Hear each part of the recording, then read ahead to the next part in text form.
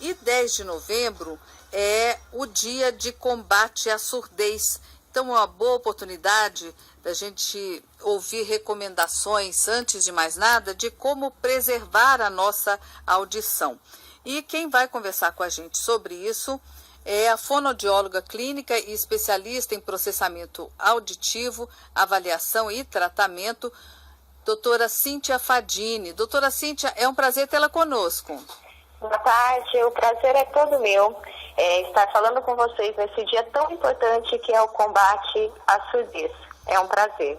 A gente maltrata tanto a nossa audição, nosso sistema auditivo, né, doutora Cíntia?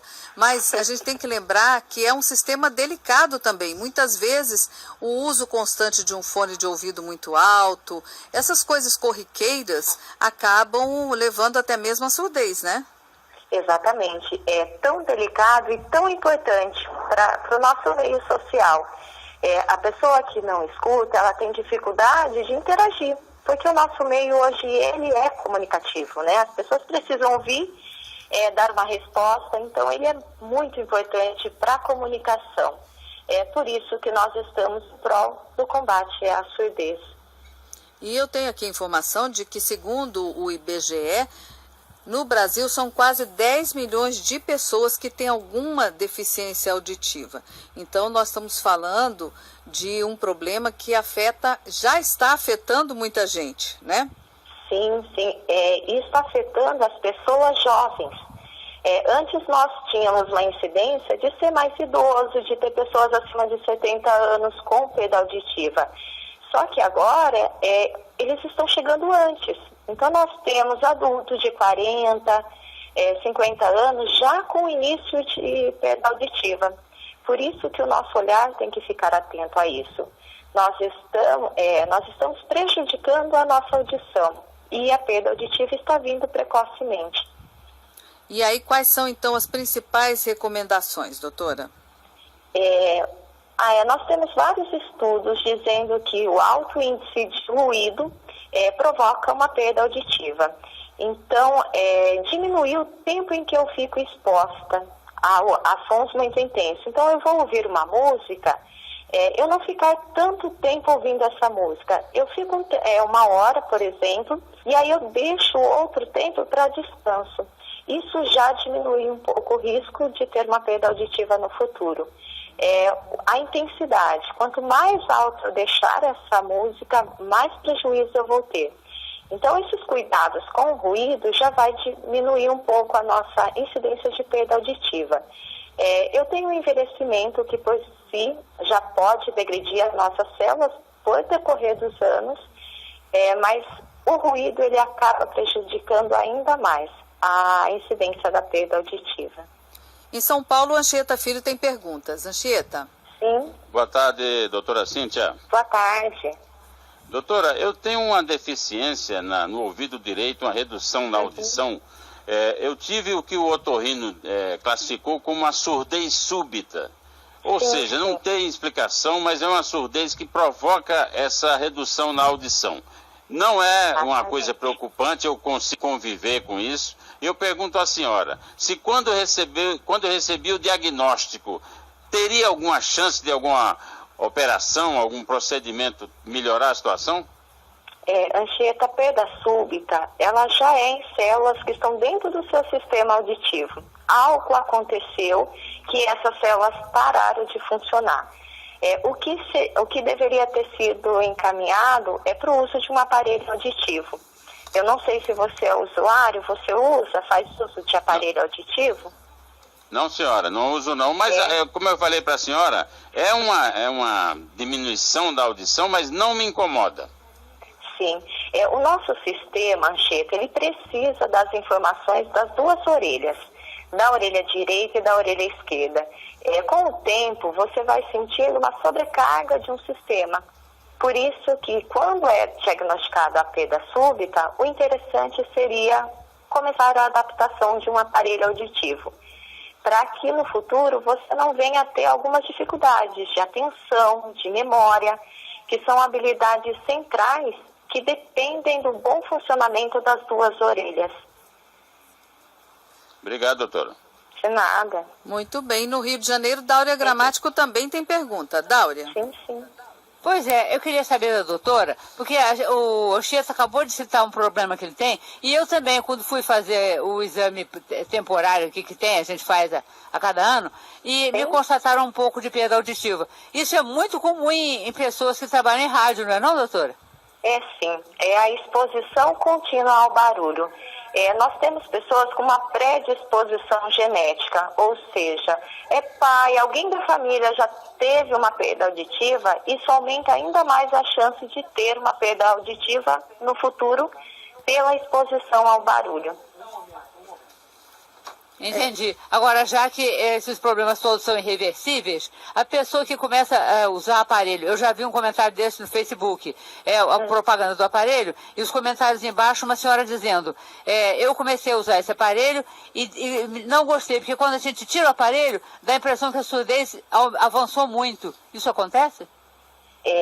Para avaliar, para a seleção do aparelho auditivo, é muito importante conhecer toda a história do paciente, quais são os seus lazeres, quais são os seus meios que ele está inserido e qual é a sensibilidade que ele tem aos sons.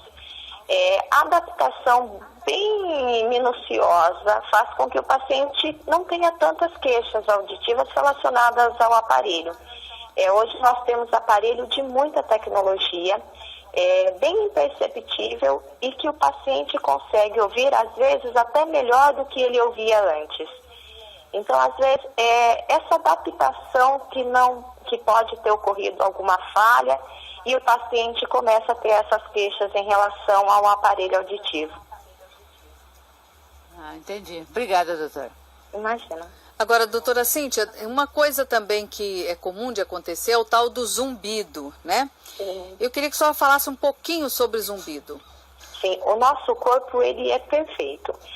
Quando algo não está funcionando bem no nosso sistema auditivo, quando está faltando algum som, na maioria das vezes o corpo começa a produzir o zumbido. É uma forma que o cérebro encontra de dizer para o sistema que está faltando som. Então é o início de uma perda auditiva. Se os pacientes, quando apresentam o zumbido, procurassem por uma avaliação da audição, nós diminuiríamos o tempo, o zumbido, nós diminuiríamos a intensidade desse zumbido na orelha do paciente, porque aí traçaríamos um tratamento e o paciente diminuiria. O que acontece? O paciente demora 10, 20 anos com o zumbido, e aí eles vêm buscando ajuda em relação à audição.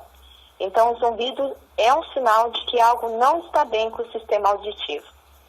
Agora, quando a pessoa apresenta o zumbido, dependendo do caso, é possível reverter isso e voltar a ter uma audição normal? Se eu tenho uma perda auditiva, o tratamento seria o uso de um aparelho auditivo, que corrige a audição e no início o zumbido desaparece. Quando eu tenho anos com o zumbido, a perda auditiva aumentada, o aparelho diminui o zumbido, mas nem sempre ele desaparece. A Dáurea tem uma pergunta de ouvinte, não é isso, Dáurea? Exatamente, Luiz Inês. É nosso ouvinte Maria Luísa, que mora no centro do Rio de Janeiro, está perguntando para a doutora se labirintite tem algo a ver com a perda de audição. Uma coisa anda junto com a outra? Sim, o sistema vestibular, que é o responsável pelo equilíbrio, ele está próximo, no mesmo junção do nervo do auditivo. Então, se eu tenho algo nesse sistema, a região é muito próxima e pode trazer a tontura, pode trazer as doenças do labirinto e também da audição. Por isso que quem tem labirintite deve sempre buscar por uma avaliação da audição, para saber se não estão interligados. Entendi. Muito obrigada, doutora. Sim. Nós estamos aqui com a fonoaudióloga Cíntia Fadini. Doutora Cíntia, as tecnologias, além de trazer os aparelhos auditivos mais modernos, como a senhora já mencionou, não só mais eficientes, como cada vez menores, mais discretos, né? O que traz mais conforto para a pessoa. A tecnologia da internet também pode ajudar bastante quem está com alguma deficiência auditiva, né? Sim, sim. Hoje nós temos alguns sites que trabalha bastante com as funções centrais, porque nós ouvimos com a orelha, mas quem processa o som é o nosso cérebro. Então, eu tenho pacientes que não têm perda auditiva, mas apresentam dificuldades em entender o que as pessoas falam, se incomoda com o barulho. E aí, por meio de um treinamento, né, a fonoaudióloga trata essas questões centrais, mas também consegue oferecer alguns aplicativos que trabalham a memória e a atenção auditiva. Então, gente, dá para procurar, né? Quem se interessa pelo assunto pode procurar esses sites, esses aplicativos, né? Que são, assim, um recurso a mais para facilitar a vida de quem está com alguma deficiência auditiva. Agora, ainda de prevenção, a gente pode dizer que da importância do pré-natal, né? Do exame da orelhinha, né, doutora Cíntia? Exatamente. O desenvolvimento da via auditiva, ela já começa dentro da barriga da mãe. Se eu tenho exposição de álcool, exposição do cigarro, isso corre o risco da criança ter uma má formação. Então, esse cuidado já começa na gestação.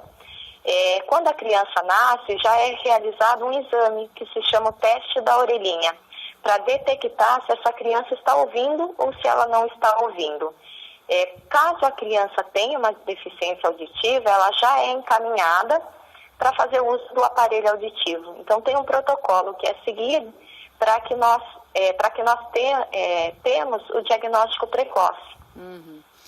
Depois, no desenvolvimento, a amamentação previne muitas doenças do ouvido, as inflamações. Então, é importante as mães terem consciência que a amamentação faz bem para a saúde auditiva também. E no desenvolvimento, na idade escolar, a criança já não ficar tanto exposta a barulho, e o adulto também, isso já vai diminuindo as chances de ter uma perda auditiva. Muito bem. Nós conversamos aqui com a doutora Cíntia Fadini, que é fonoaudióloga, hoje nesse dia de combate à surdez. Obrigada, doutora Cíntia. Eu agradeço. Até uma outra oportunidade. Um abraço. Um abraço.